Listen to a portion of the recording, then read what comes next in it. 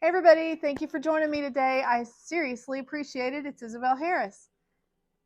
I want to just get right to it because what I want to talk about today is how to appropriate through faith what already belongs to us.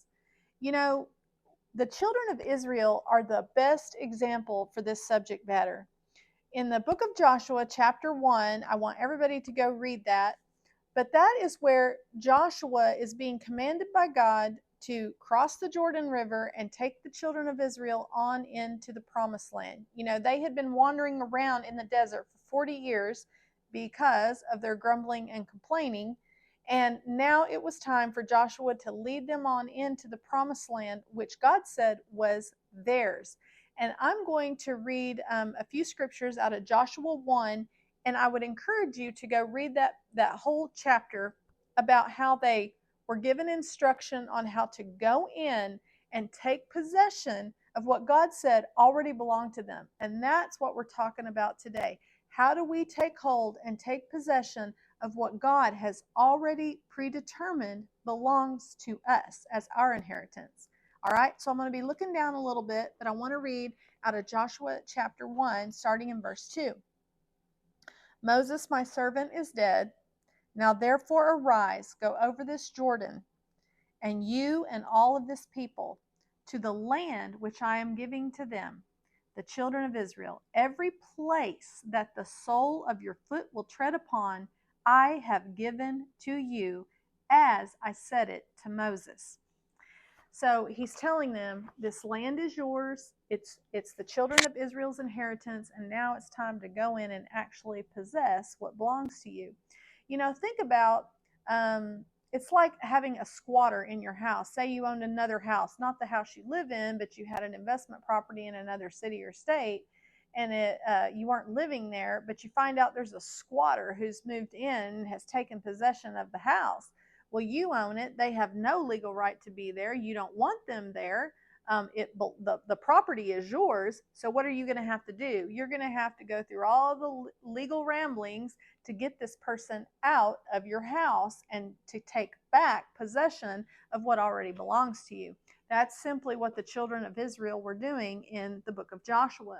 So there's some things that we have to do, some criteria, and the children of Israel also had to do it.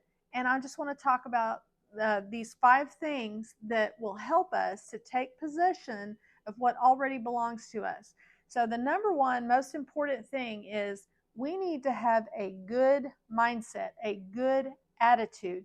Remember, we said earlier, and everybody knows the story, the reason that only the 20-year-old and down got to go into the promised land was because all the others were killed off. God waited for them to die off because of their grumbling and complaining. So it's very important to stay in gratitude and not get over into grumbling and complaining about everything, and just to be peaceful right where you're at and enjoy the process and trust the Lord. Okay? So the next thing is believe. They had to believe what God was telling them, that he had this land over here for them. They're going to have houses they didn't build. They're going to have wells they didn't dig. They're going to have vineyards they didn't plant. And they're just going to be so ridiculously blessed. So they believed what the Lord was telling them. The third thing was trust. You know, fairy dust wasn't just going to float down out of heaven and dispossess all these people that were squatting on their land. They were going to have to actually go in there and fight and dispossess their enemies. So, you know, bows and arrows, you're going to have arrows shot at you, and spears coming at you. And so there's danger. And, you know, so there's the threat of losing life or being seriously wounded. So they had to trust God at his word that he was with them and was going to take care of them. And if you will go read that whole chapter 1, it's so awesome in there how many times God tells Joshua, don't fear, don't be afraid, be bold, I am with you, I'm with you, I'm with you. He says it over and over and over. So they had to trust God. And then next, they had to inquire of the Lord for the plan.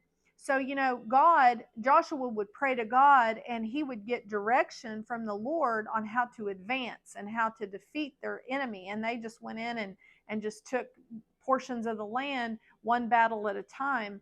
And the Holy Spirit was speaking to Joshua and telling him exactly how to do that. Well, the Holy Spirit will speak to us and also show us a game plan on how to take possession of what God has for us for our life. Okay. And then the last one, go. The last step after we've kept a good mindset and we're believing the Lord and we're trusting Him and we're not paying attention to the circumstances and we're going into the prayer closet and we're getting our download and getting our plan, then we have to execute the plan. We have to go. And the children of Israel were told, go in and take what I have already said is your land. So, folks, this is how you appropriate through faith what already belongs to you. Everything for us is already out there. Each one of us has a different inheritance, but we have to go get it. We have to go take it through faith. And so I would encourage you, pray to the Lord about this. Find out, what is your inheritance? What squatter is sitting on what belongs to you? You're going to have to go in, so to speak, and dispossess the enemy and take what God has said is already yours. So I'm sure there's plenty of other references in the Bible, but this children of Israel story is the best one to emphasize how to appropriate through faith what God already says is yours. And guys, I love you. I really appreciate you watching. I bless you with this. Be strong and of good courage. Don't fear, and get a game plan through the Holy Spirit, and then go get your stuff. I love you guys. Thank you for watching. I'll see you next week.